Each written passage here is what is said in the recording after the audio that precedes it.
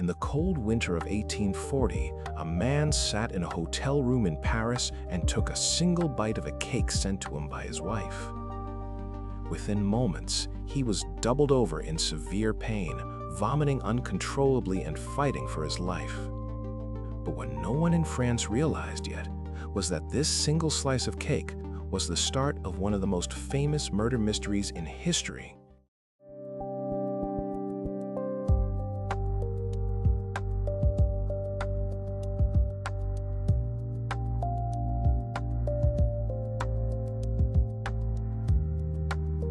If you are the kind of person who likes drifting off to dark and mysterious stories like this one, please consider subscribing to the channel, liking the video, and turning on notifications.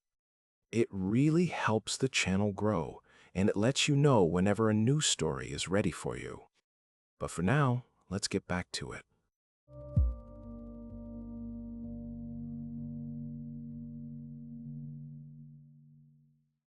Our story begins in Paris on the 15th of January in 1816.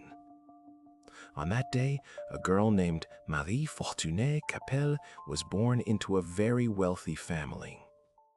Marie grew up in high society. She was used to beautiful clothes, elegant music, and rich living rooms filled with fine art. She lived a life of comfort and luxury. By the summer of 1839, Marie was 24 years old. Her family wanted her to find a good husband. A professional matchmaker introduced her to a man named Charles Pouch Lafarge. Charles was 28 years old. He presented himself as a very wealthy businessman. He claimed that he owned a large and prosperous estate in the French countryside. Marie believed that Charles was rich. In August of 1839, Marie and Charles were married. Shortly after the wedding, late in the summer of 1839, Marie left the bright lights of Paris to move to her new husband's estate. The estate was called Le Glandier, located in a place named Bessac. When Marie arrived at Le Glandier, she received a massive shock. Le Glandier was not a grand palace at all. It was an old, crumbling Carthusian monastery. The building was cold, dark, and damp. The rooms smelled of wet stone and decay. Part of the estate had been turned into an iron foundry, so the air was filled with black smoke and loud noise. To make matters worse, the ruined building was suffering from a massive rat infestation. Rats were running through the halls and squeaking behind the walls. Marie quickly realized that her new husband was not rich at all. His iron foundry business was struggling, and he was deeply in debt.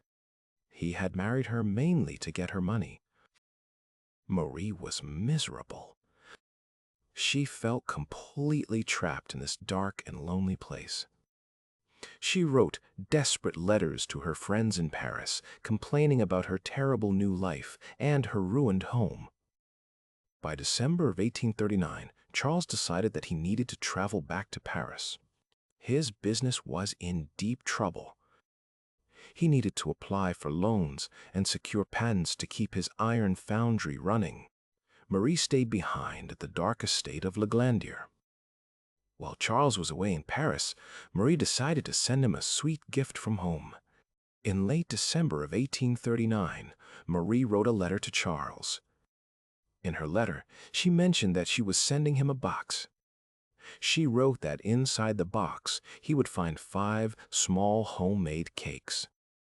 A few days later, in early January of 1840, the package arrived at the hotel in Paris where Charles was staying. But when Charles opened the box, he noticed something strange. There were not 5 small cakes inside the package, as Marie had promised in her letter. Instead, inside the box was one single large cake. Charles did not think much of it at first. He picked up a knife, cut off a slice of the cake, and took a bite. Almost immediately, Charles felt a burning pain in his stomach. Within minutes, he became violently ill. He began vomiting uncontrollably. He felt dizzy, weak, and terrified. Charles did not suspect his wife of anything evil. He simply assumed that the cake had gone bad and spoiled during the long journey by train and coach from the countryside. He threw the rest of the cake into the trash.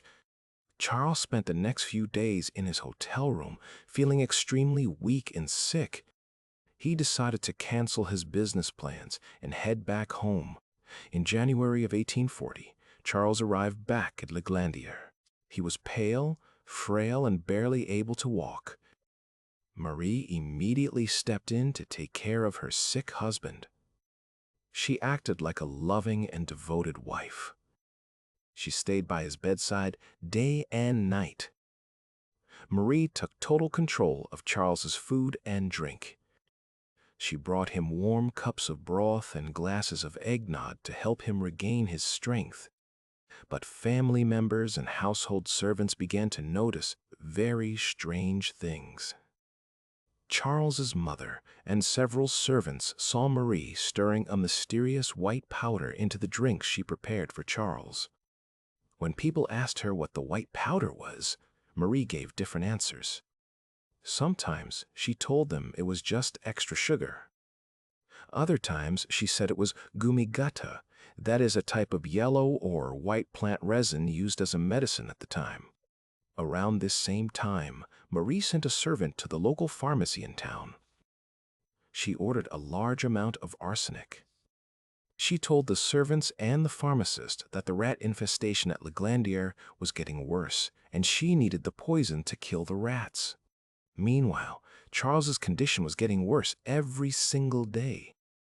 Every time he drank the broth or eggnog that Marie gave him, he suffered severe stomach cramps. He vomited constantly. His throat felt like it was on fire. On the 14th of January in 1840, Charles Lafarge died in pure agony. Immediately after Charles died, his family refused to believe that his death was natural. Charles had been a healthy 28-year-old man just weeks earlier. The household servants spoke up. They told Charles's mother about the white powder Marie had been adding to the food and about the large amount of rat poison Marie had recently bought. The family immediately reported the death to the police. Police officers arrived at Le Glandier in late January of 1840 to conduct a thorough search of the estate. During the search, investigators found supplies of arsenic hidden on the property. But as police searched through Marie's personal items, they uncovered something else that shocked everyone. Hidden inside a secret box, police found a valuable diamond necklace. This diamond necklace belonged to Marie's childhood friend, the Vicomtesse de Léotoll. The necklace had gone missing months earlier, and Marie had pretended to know nothing about it. Finding the stolen necklace in Marie's possession completely ruined her reputation. The public began to view her as a liar, a thief, and a master of deception. In June of 1840, Marie was brought to court in the city of Toul for a separate trial regarding the stolen necklace. She was found guilty of theft. By this time, newspapers across France were writing about her every day. In September of 1840, the murder trial began in Toul. The trial lasted from the 3rd of September to the 19th of September.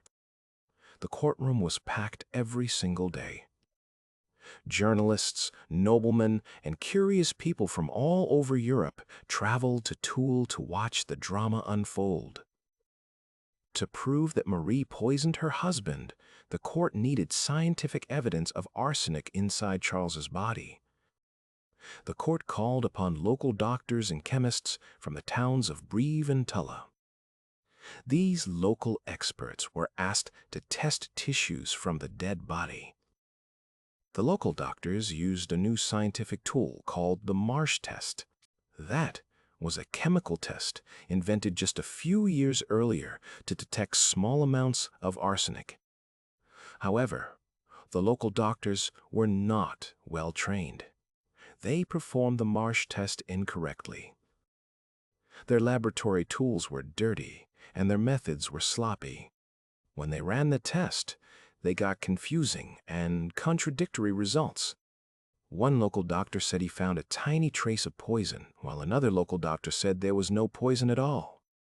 The defense lawyers argued that Charles had simply died from a sudden stomach disease. Because the local scientists could not clearly prove that arsenic was present, it looked like Marie was going to walk free. People in the courtroom expected Marie to be acquitted, that means officially declared not guilty by the court. The judges knew that the trial was falling apart. They realized they could not rely on local doctors who did not know how to perform modern science. So, the court made an emergency decision. They sent an urgent message to Paris, asking for the greatest scientific authority in the country to come to Toul immediately.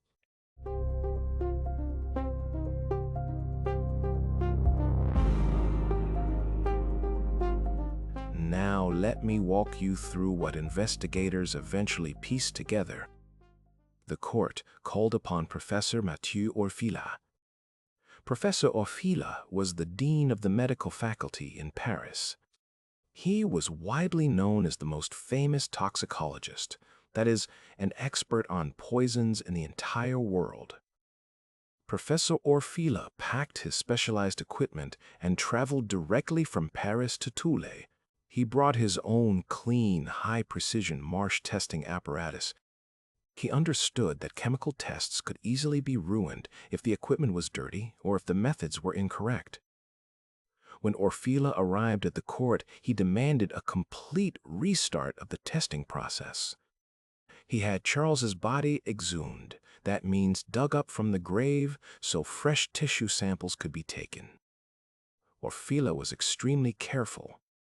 He knew that the defense might claim that arsenic came from the dirt around the grave instead of inside the body.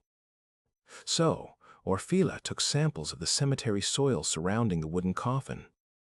First, Orfila tested the cemetery soil using his Marsh apparatus. The soil contained no arsenic at all. Next, Orfila tested the organs taken from Charles's body. On the 19th of September in 1840, Professor Orfila walked into the crowded courtroom to give his final testimony. He announced to the judge and jury that his tests were absolute and certain.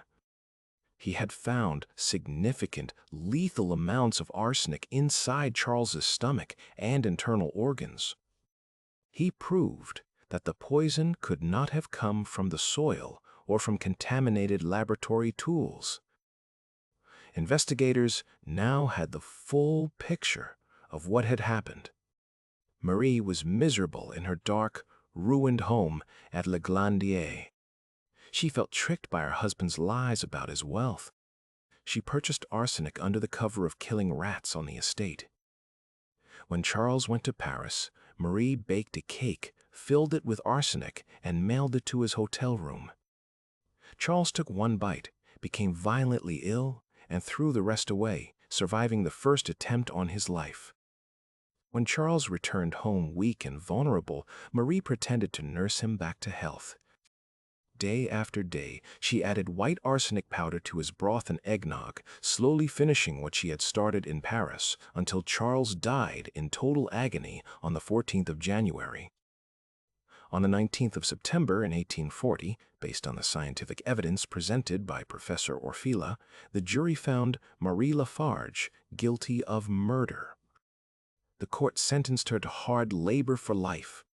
Marie was sent to prison, where she spent years writing her autobiography, titled Mémoires de Madame Lafarge. The book became a massive bestseller throughout Europe.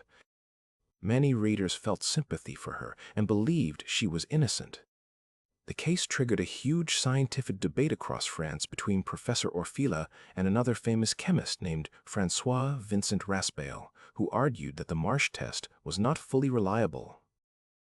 After spending 12 years in prison, Marie became very sick with tuberculosis.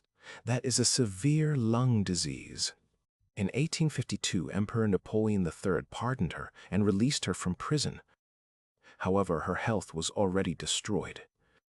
Marie died just a few months later, on the 7th of November in 1852, at the age of 36.